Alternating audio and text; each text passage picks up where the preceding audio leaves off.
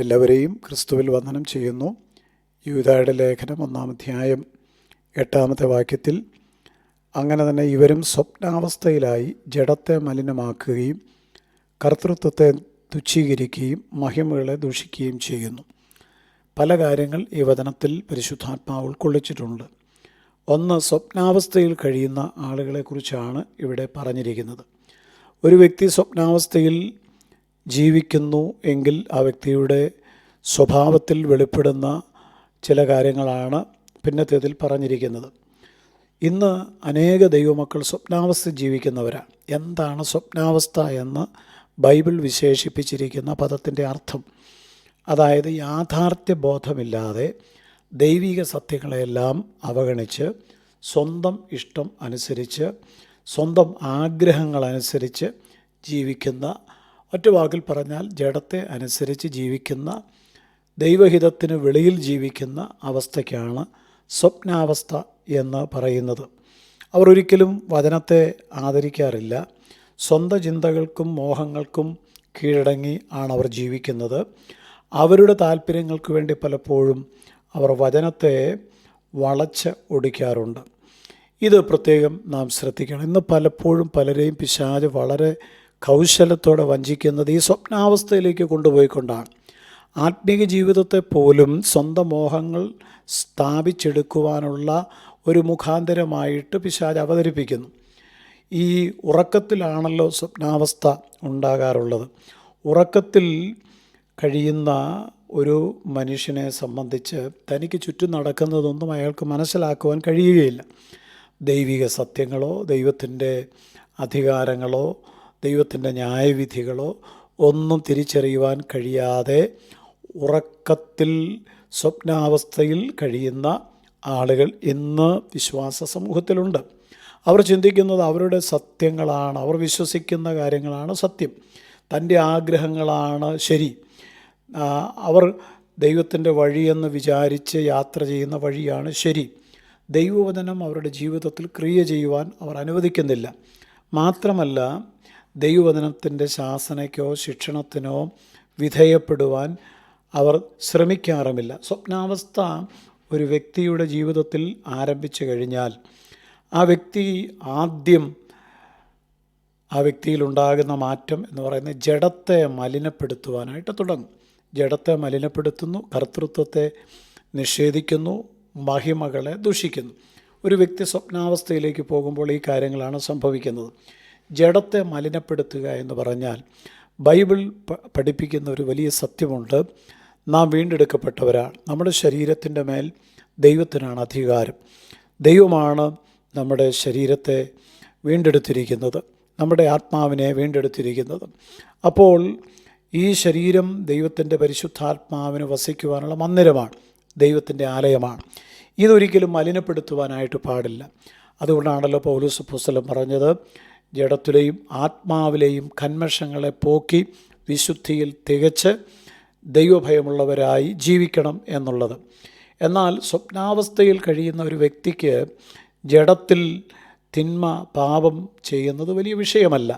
അവർ അവരുടെ ജഡത്തെ അസന്മാർഗിക ജീവിതത്തിലൂടെ മലിനപ്പെടുത്തുകയാണ്. ദുർനടപ്പ് നിമിത്തം അവരുടെ ജഡത്തെ മലിനപ്പെടുത്തുകയാണ്.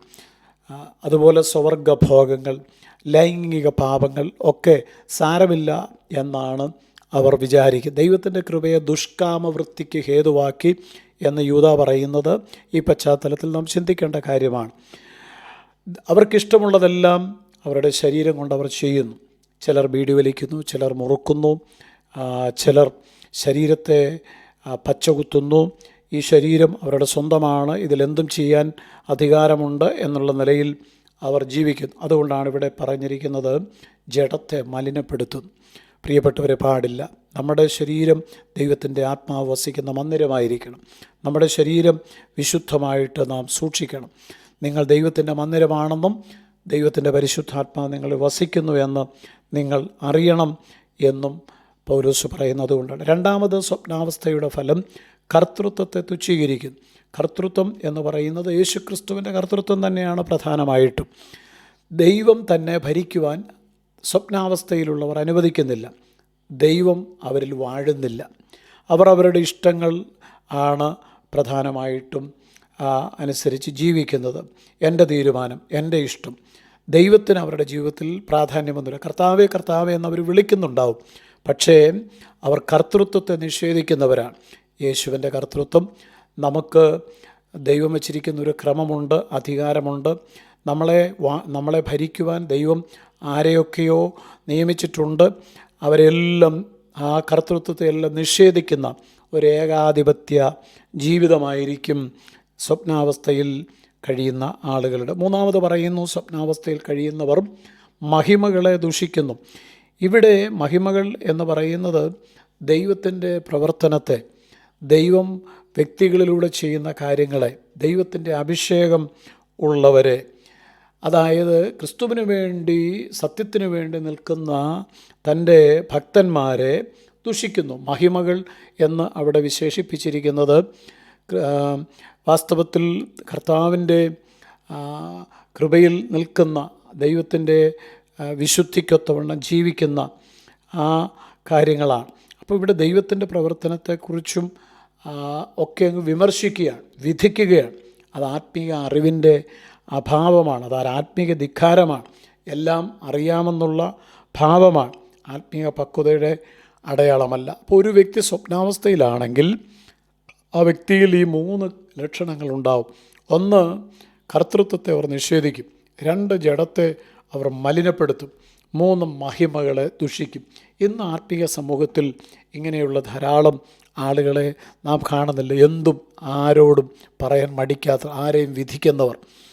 അവർ മഹിമകളെ ദുഷിക്കുകയാണ്. അവർക്കെല്ലാം അറിവുമുണ്ടെന്ന് അവർ ചിന്തിച്ചുകൊണ്ട് എല്ലാവരെയും അവർ വിധിക്കുകയാണ്. കർത്തൃത്വത്തെ നിഷേധിക്കുകയാണ്. യേശു എന്നിൽ ജീവിക്കുന്നു എന്ന് അവർക്ക് പറയുവാൻ കഴിയുകയില്ല.